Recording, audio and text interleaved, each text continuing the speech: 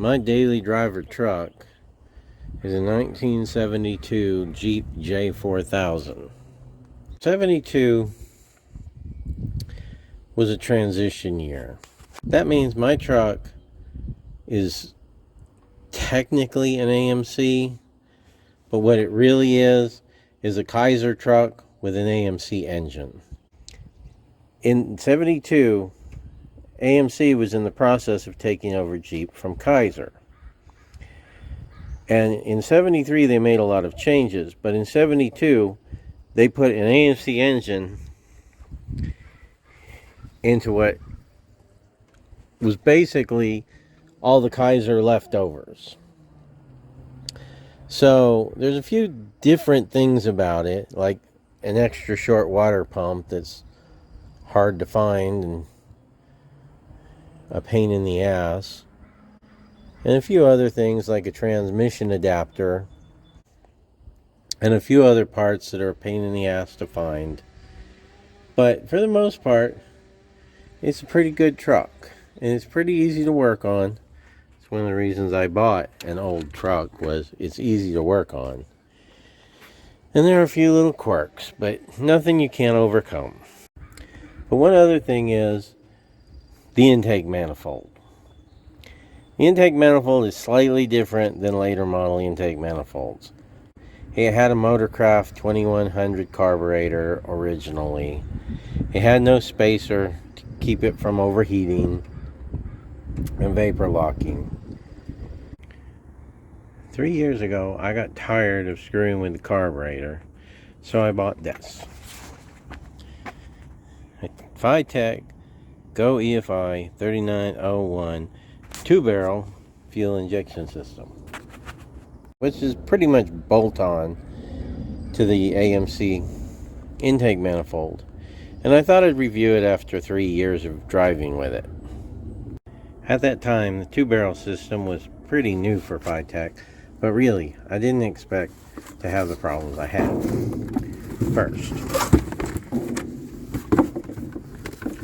First off, here's the manual that came with it. And there's the phone number. That is not Fitech's phone number. Second, you open the box and look inside and find a 4-barrel carburetor gasket. And that sucks because it's a 2-barrel carburetor. So the gasket didn't work. It didn't fit. It wouldn't fit. It was the wrong gasket. At that point, with those two errors, they almost got it back, and I almost went with Holly. But I didn't. I chose to stick with Fitech because I had it now in hand, and I already had a replacement gasket anyway. And their customer service sucked at that time. I had played hell getting anything out of them. And that's a real problem. Now, the last time I had a problem, their customer service had improved greatly. Installing it was pretty straightforward. Reading through the directions, they're actually pretty much aimed towards the 4-barrel. And things are not in the right place in some of the pictures because it's for the 4-barrel, not the 2-barrel. And that's a bit of a problem.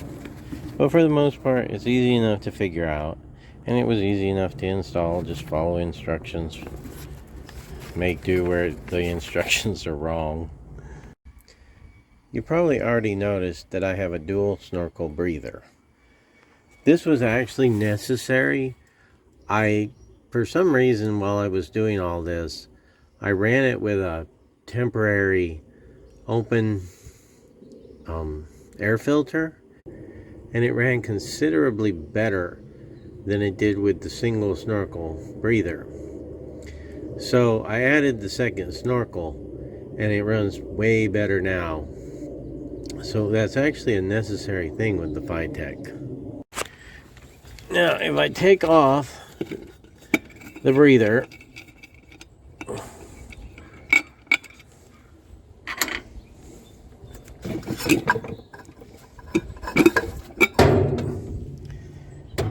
there it is. Now, the things I ran into with my fuel injection was that one of these holes, mount holes, was not quite in the right position and had to be elongated. Now, you have to use AN6 lines. So I bought what I thought were high quality, expensive braided steel lines, and they failed within a year.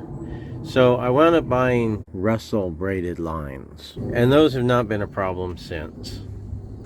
And one problem I ran into was in a normal later model engine, the intake manifold has a fitting right there for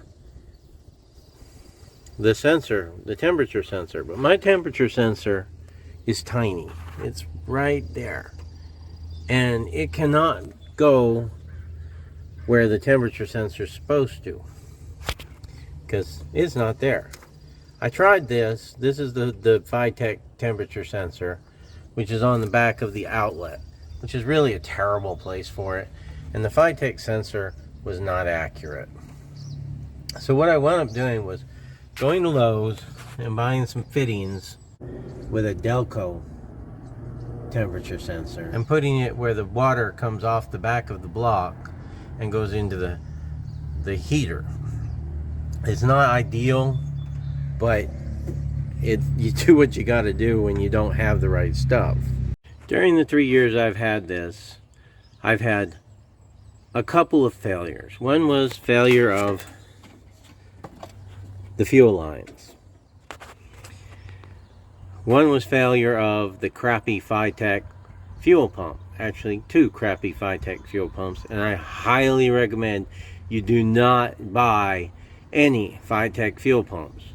Currently, I'm running a Walbro pump in the tank and have had no problems with it.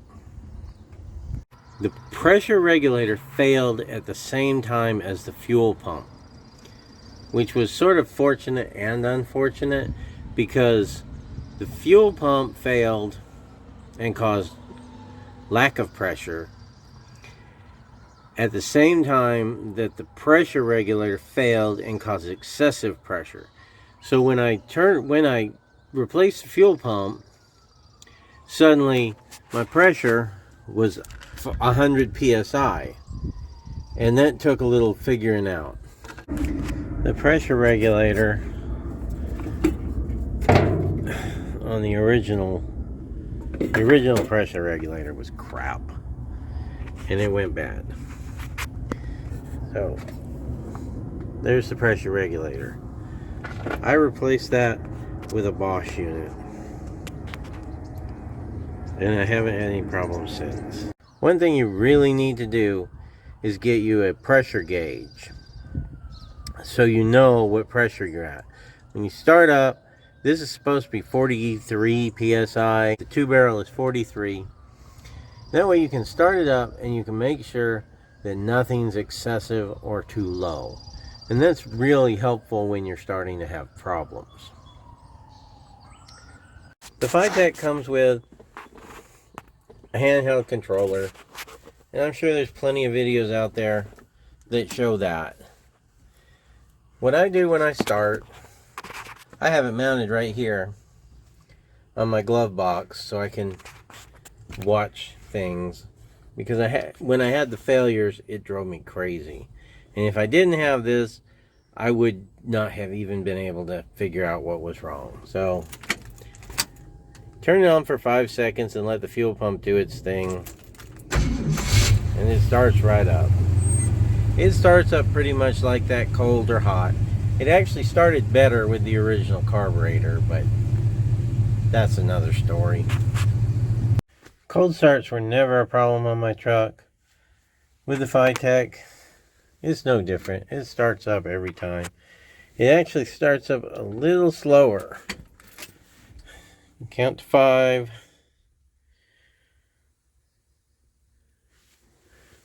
Turn the key. With the carburetor, it actually started faster than that. It would take about half a turn. Temperature is currently 35 out. I think it's actually a little warmer than that. But everything's working good. And when everything's running right, that should be 43 psi. Now, if I looked at it and saw 100 or 80 or even 60, I might start to get worried. Other than those few things, I really don't have any complaints about the Fitech. Yeah, their fuel pumps suck. Don't buy their fuel pumps. Would I buy them again? I don't know. But as a matter of fact, on that Mercedes right there with the Buick engine, my plan is to probably go with Holley with that one. So maybe your experience has been different. Maybe you'll have a better experience than me. Their customer service has improved greatly over the years. At least the last time I spoke to them. But they still weren't all that helpful. And I wound up getting the solution on an online forum rather than directly from Fitech. So I don't know how much better Holley is. I don't know anything about Holley really, other than a lot of people are using their product. So I can't say that Holley's going to be any better, but next time I do it, I'm not going to go with Fitech. I'm going to go with Holley. Thank you for watching. And I don't know, I'll try to start posting more videos, but I'm not very good at that sort of thing.